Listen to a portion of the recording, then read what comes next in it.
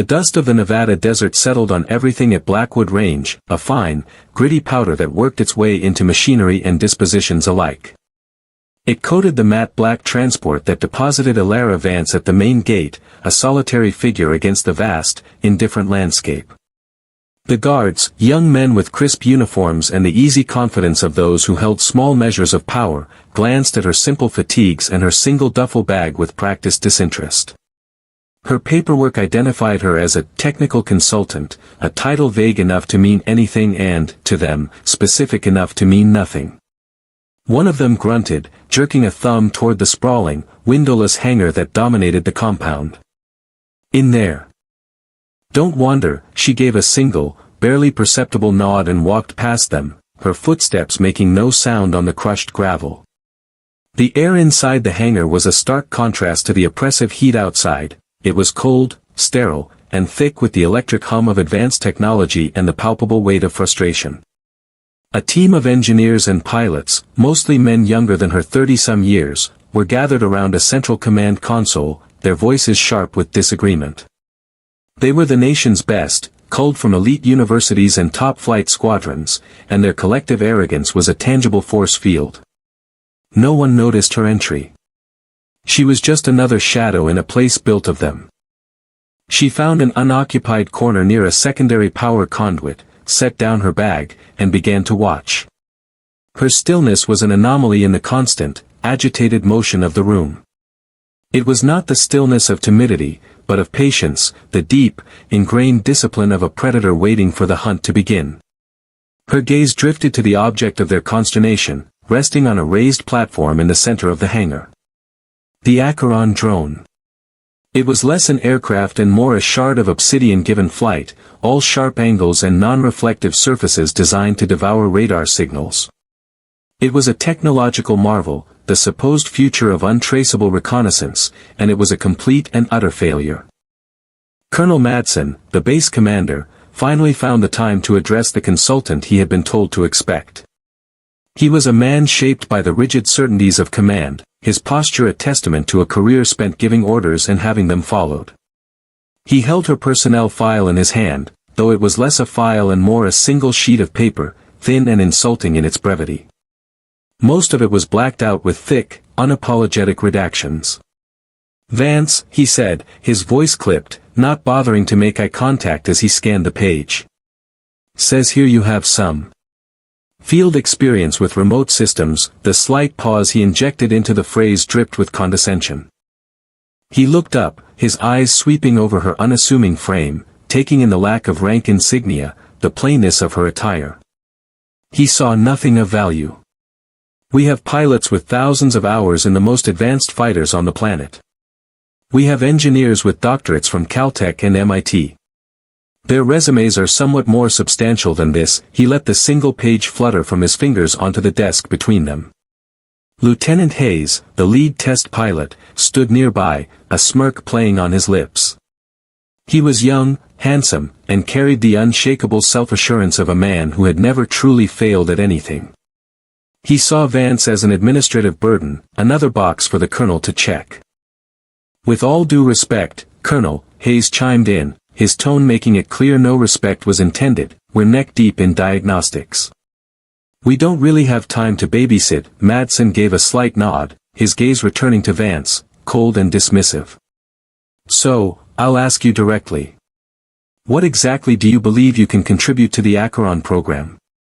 The question was a challenge, a demand for justification she was not expected to provide. Elara's eyes were steady, her expression unreadable. She did not look at the colonel's overt disdain or the lieutenant's smug grin. Her focus was on the drone, visible through the reinforced glass of Madsen's office. I'm here to observe the system, she stated, her voice quiet but firm, carrying no hint of defiance or apology. It was a simple declaration of fact. The simplicity of it seemed to irritate Madsen more than an argument would have. He waved a hand, a gesture of finality. Fine. Observe. Just stay out of the way of the people who are actually doing the work. He turned his attention back to Hayes, the consultant already forgotten. Let's run the simulation again, Lieutenant. And this time, try not to fry the interface. Hayes shot Vance a parting glance of victorious pity before following the colonel out. Ilara remained for a moment in the sterile office, her reflection a faint ghost in the polished surface of the desk, before she turned and walked back to her corner in the hangar, content to be dismissed. For the next 3 days, Ilara Vance became part of the hangar's architecture. She stood in the periphery, a silent observer, her presence so unobtrusive that the team soon forgot she was there. They took to calling her the scribe or the shadow in their infrequent, mocking asides, noting the small, leather-bound notebook she carried. In it, she made meticulous entries, but she was not watching the pilots. She was watching the data. While the engineers focused on the software crashes and the pilots complained about the violent neural feedback, Vance watched the energy schematics. She saw what they missed: infinitesimal fluctuations in the Acheron's power distribution, subtle energy spikes in the drone's biomimetic processors that corresponded not to pilot input, but to atmospheric variables. The system wasn't just unstable, it was sensitive, responding to the world around it in ways its creators had never intended. They were trying to cage a wild animal, and it was fighting back. Her gaze would often settle on the drone itself. Hayes and his team treated it like a recalcitrant machine, a stubborn tool to be bent to their will. They spoke of it with frustration and anger. Vance saw something else. She saw in its sleek, dark fuselage not an object, but a dormant partner. Its silence seemed to her not one of malfunction, but of waiting. She understood its language better than the men who had built it.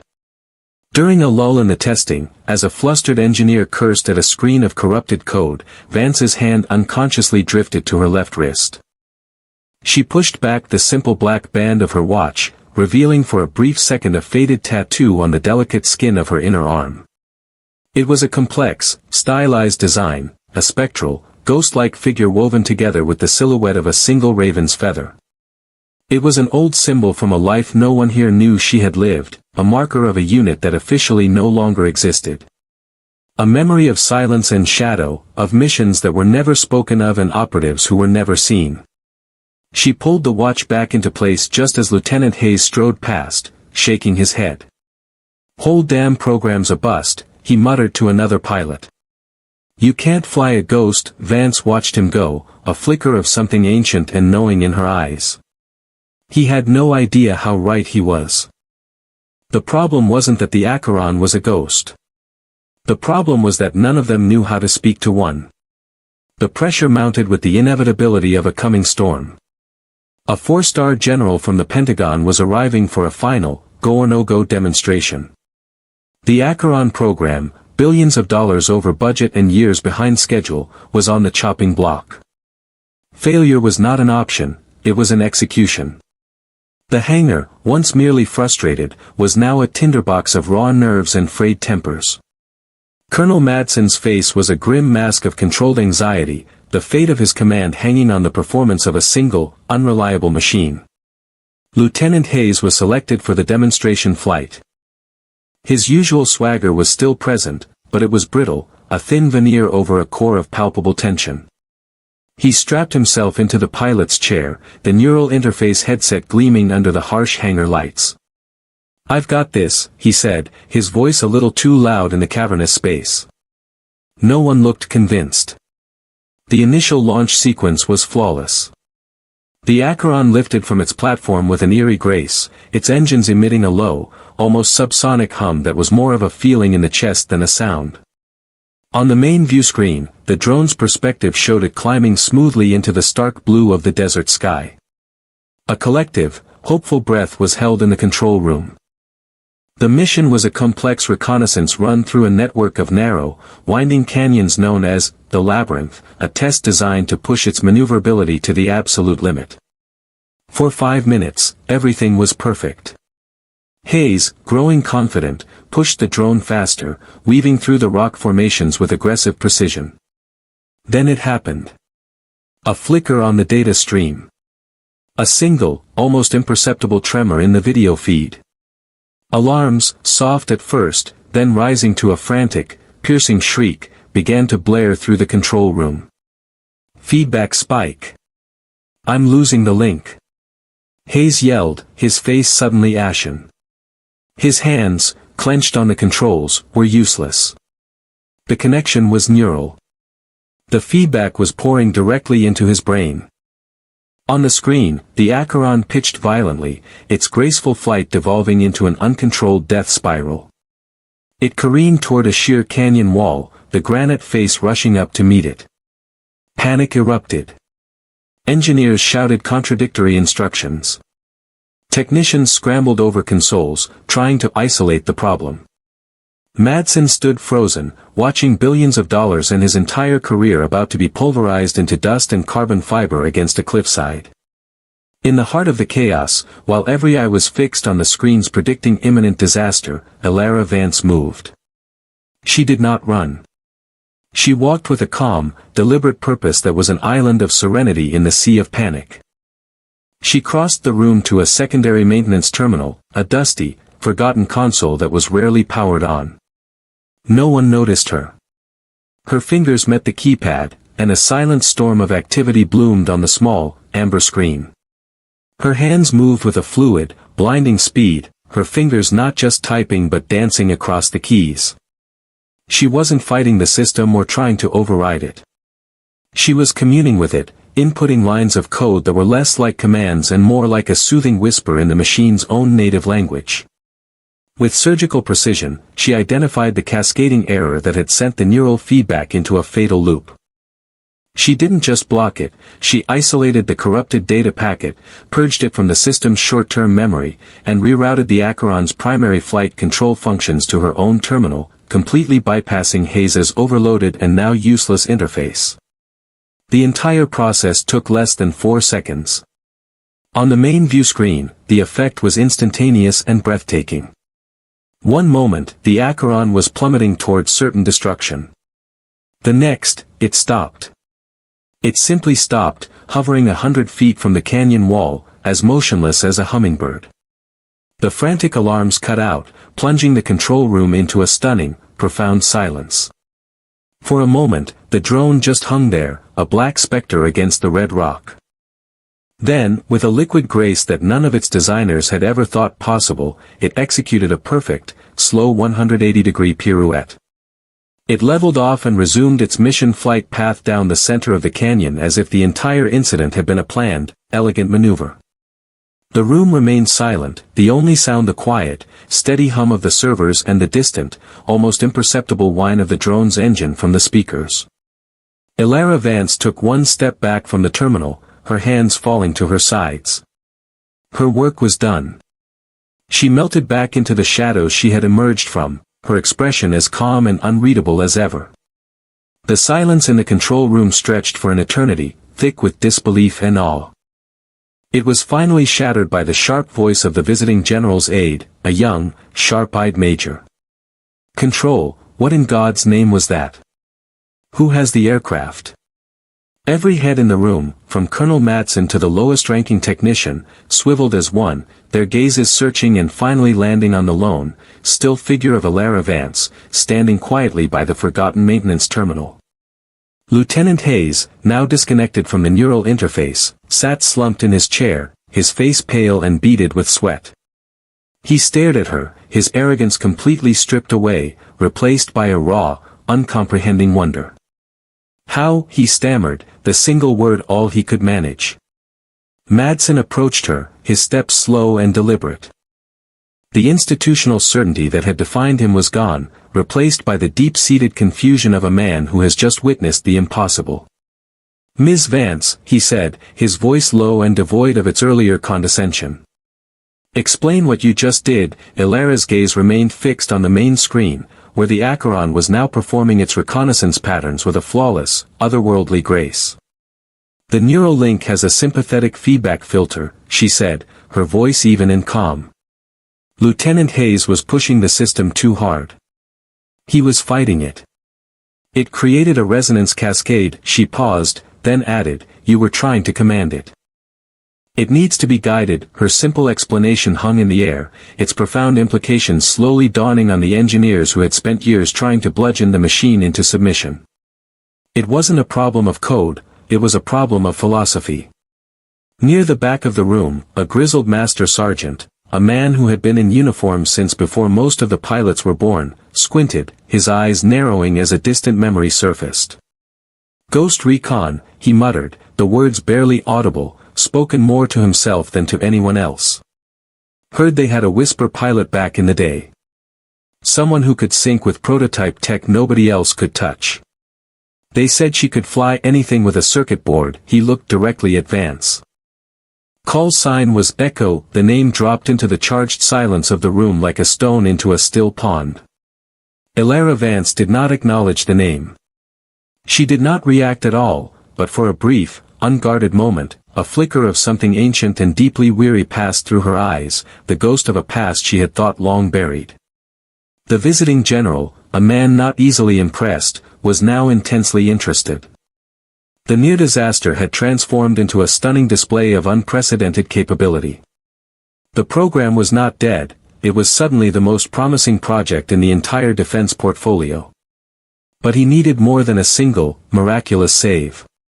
The next morning, a new trial was ordered, unscheduled and designed to be brutally difficult.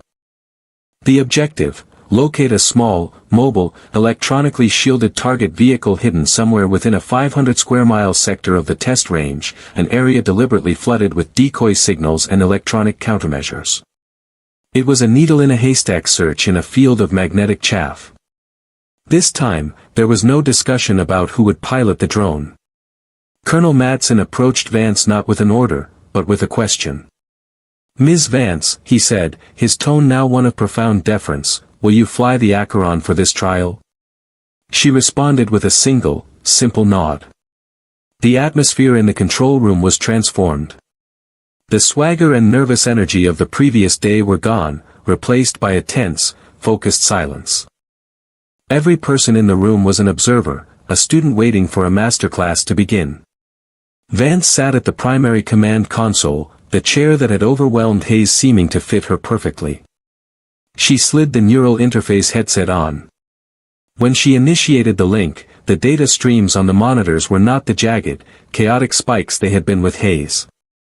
They were serene, flowing lines, a calm, steady rhythm like a sleeping heartbeat.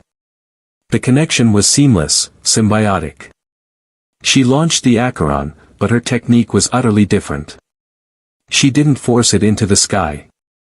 She eased it into the air, letting it catch the morning thermals, its movements economical and fluid. She wasn't piloting a machine, she was wearing it. She flew for hours, ignoring the cacophony of electronic decoys that had been designed to fool the drone's sensors. The other pilots watched, mesmerized.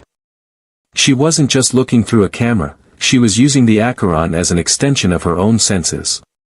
She felt the subtle shifts in air temperature, saw the faint traces of disturbed earth that nature would not have made, perceived the unnatural patterns in the foliage. She was thinking not like a pilot, but like a hunter, her consciousness spread across miles of desert, sifting through reality itself for the single, discordant note of her prey. The engineers watched their own data streams, finally understanding. The drone wasn't just a machine. In her hands, it was alive. Hours bled into one another. The sun reached its zenith and began its slow descent toward the western mountains. The initial tense optimism in the control room had faded into a quiet, respectful resignation. The task was, as designed, impossible. The general was beginning to look impatient. Even Madsen's newfound faith was starting to waver. The target was simply gone, swallowed by the vast, electronically noisy desert. Then, cutting through the low hum of the servers, Elara's voice came, calm and clear. Target acquired. On the main screen, the view zoomed in with impossible speed and clarity. It bypassed a cluster of decoy heat signatures and focused on a small, rocky overhang miles away. The image stabilized, piercing through the camouflage netting. There, tucked perfectly into the shadows, was the target vehicle, completely invisible to any standard optical or thermal sensor. A wave of stunned applause broke the silence. While the general and his aides celebrated the astonishing success, a priority message alert flashed on Colonel Madsen's personal terminal. It was a Pentagon-level, eyes-only encrypted communique, a direct response to his urgent query for the unredacted file of technical consultant Vance. With trembling hands, he entered his credentials. The file opened. It was still almost entirely blacked out, but a few lines had been cleared for his security level. Subject: Vance, Elara M. Former Unit, Joint Special Operations Command, Task Force 7 Designation, Ghost Recon, officially disbanded, Mission History, Classified Notable Skill Set, Specialist in Prototype Neural Interface Piloting, Deep Infiltration Assets, Last Known Operation, Nightfall Status, Sole Survivor. As Madsen stared at the words, absorbing the earth-shattering implications, a figure moved to the center of the control room. It was the general's aide, the young major. He was no longer looking at the screen, but was staring directly at Vance, his face a mask of utter disbelief and dawning reverence. "Echo?" he asked, his voice cracking with emotion. He was older now, but the scar over his left eye was unmistakable. He had been a junior intelligence analyst attached to her last mission, a terrified lieutenant who had listened to the comms as an entire legendary unit was wiped out. "My God," he whispered, loud enough for the entire room to hear. "It's you.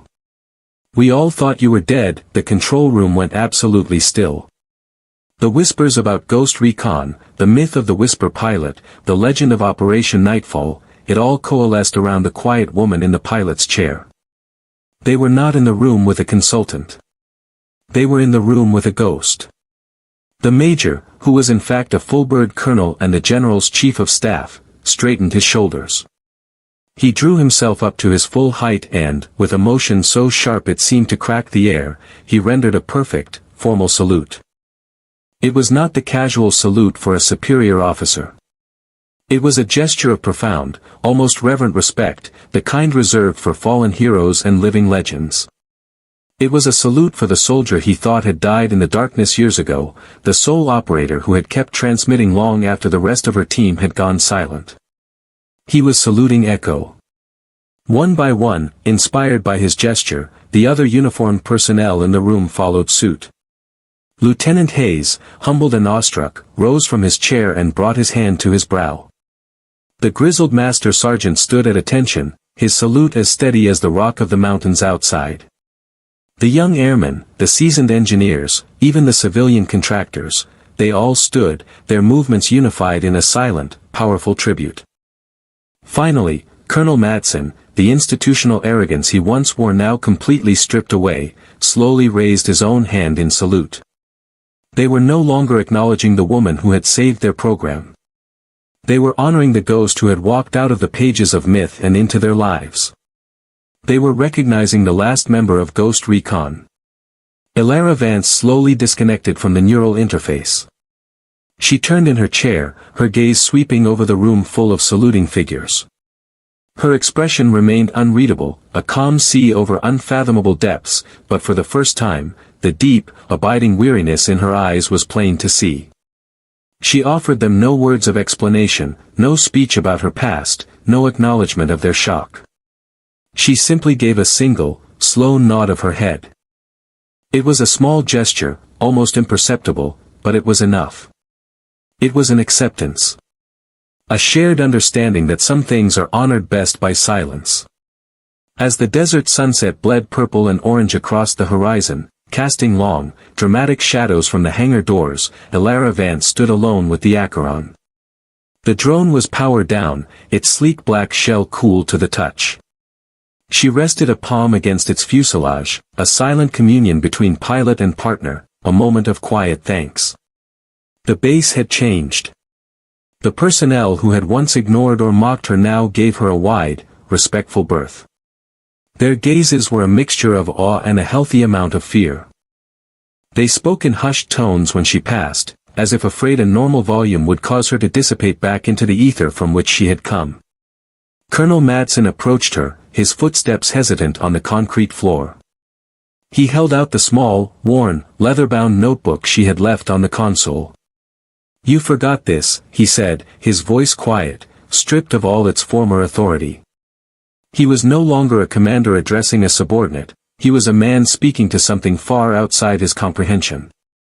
She took the notebook from him without a word, her fingers brushing his, and the brief contact seemed to carry an electric charge of history and loss. As she turned to leave, her fatigue jacket sleeve rode up her arm by a fraction of an inch, just enough for Madsen to see it clearly in the dimming light. The tattoo on her inner wrist, the ghost intertwined with the raven's feather. The symbol of her unit. He finally, truly understood. She wasn't just a pilot. She was a remnant. She was the final, living echo of a promise made in the shadows. She was proof that even when a mission is declared a catastrophic failure, even when a legendary unit is wiped from the official records, one of them might still be out there, moving silently, relentlessly, toward the objective. The massive hangar door rumbled open to let her out and slid shut behind her, leaving Madsen alone in the cavernous space with the cooling drone. The air was still, but it hummed with the charge of her presence, a lingering testament to the woman they had so casually dismissed. A ghost had walked among them, completed her task, and faded back into the dusk, her silent, indomitable strength